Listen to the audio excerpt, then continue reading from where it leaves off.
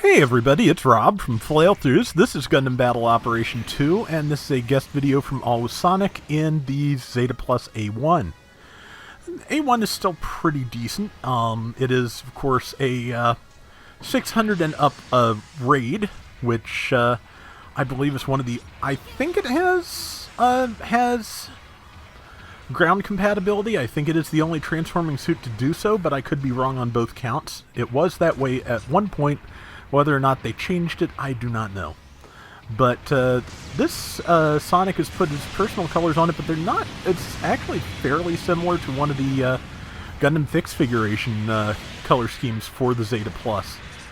But it's a good suit. Has really strong downswing, and has the a beam rifle very much like the Zeta Gundams, or actually that uses the Yakushiki rifle. Now that I think about it, oh brain, we are going to have such a time tonight. I'm doing this recording first anyway because I was trying to do a different one and it was just not working for me. And Sonic remembered the Totus Ritter only has a melee priority of 2, which means that he could just swing through its attack and that attack meant nothing. Priority system's kind of weird like that, but yeah, so I'm pretty sure from the sudden flash of points there, somebody finished the Totus Ritter. And, let's see. Yep, and 28:55 to 26:60 with 6.5 minutes left. And it looks like Sonic's aiming to stop some support fire here, but okay, and those quick blinks are the person rolling back and forth to avoid being hit. Let's see. Yep, good time to get out of there, though, because there probably will be enemy support fire any moment now, so may as well not be near it. Let's see. And looks like most of the team is here by the bridge, and the enemy team is grouped up here trying to fight, so yeah, this is a good place to be. You know, sticking with the team, always a good plan. Or 99% of the time a good plan. It depends on where you are and what you're doing. Sometimes, like, once in a blue moon, like, I tried to run the enhanced double Zeta in the trenches, and that's just too much mobile suit for those narrow passageways, and you are going to hit everybody, and everybody's going to hit you with melee attacks if you try and do that. Did manage to land some of the heavy attacks, though, which I'm not always very good at with that, but good kill there, and there is the O, which was not paying attention to what was around it, and boom. Good hit, 3700. That's almost certainly put it into biosensor mode.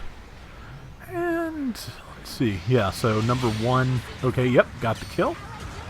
Someone else, I think, called for help. Hard to say if Sonic would be able to get there in time. It might have been the person's already dead, in fact. I'm not sure about that. But, okay. Let's see, that is big swing. Went. Okay, good dodge roll by the O.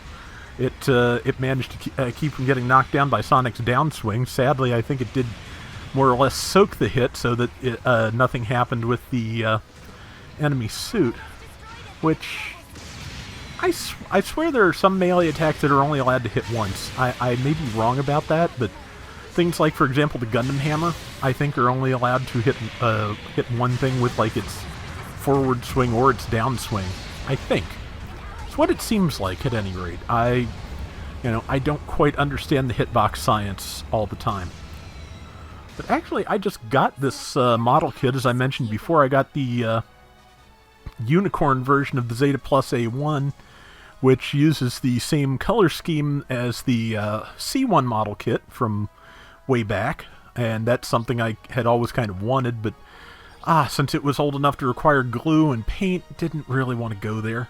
So this is pretty nice. It doesn't transform the way the old C1 kit did. Instead, it has, like, separate parts for the transformed torso that you can then pin the shield and legs on for and back parts, I believe, for a Wave Rider mode. But that certainly is going to make for more structural stability in the long run, I think, than making a fully transformable one, because I did have the high-grade Zeta Gundam based on that, and it was a little bit unstable at times. Just Zeta Gundam transforming mechanisms are frequently kind of hard to pull off in toy form or model kit form. But let's see. And I hate to say it, but the best of them I've ever owned have needed part substitutions, like the extended MS in Action Zeta Gundam, which is my favorite still. A good Vulcan kill on the O there, because it requires a fair amount of part swapping, but also just it looks really good, and it gets the nice sharp angles of the original design in a way that a lot of modern Zeta interpretations do not. So yeah, that is a really nice figure.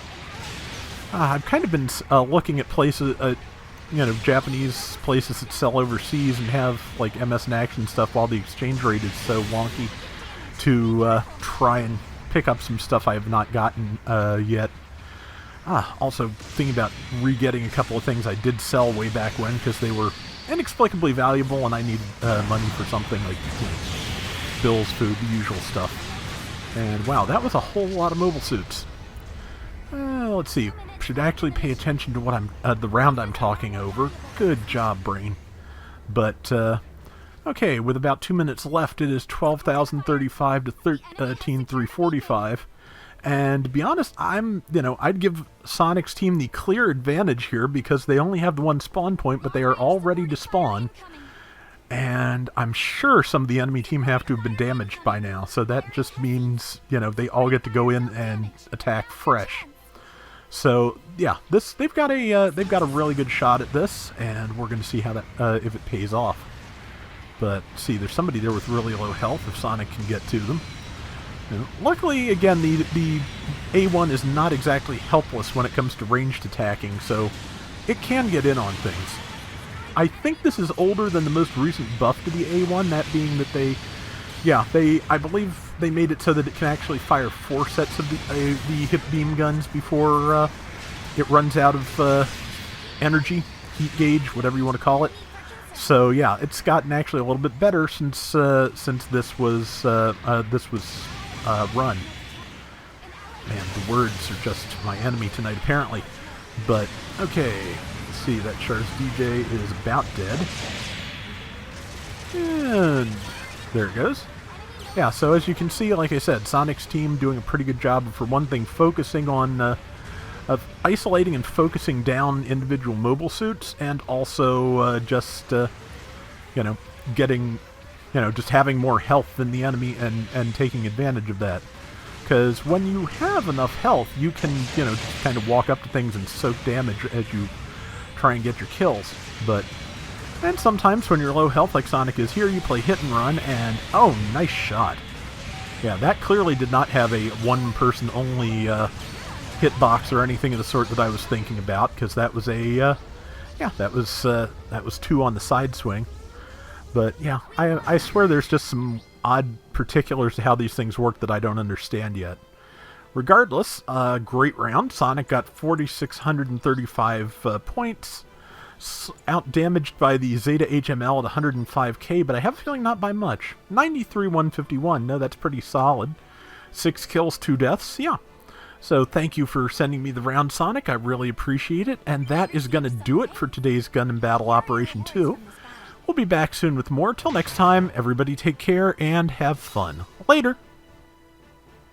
But yeah, as of this recording, I've finished the main body on the high-grade A1, and have not done the Wave Rider parts for the back, or the torso block for the alternate mode.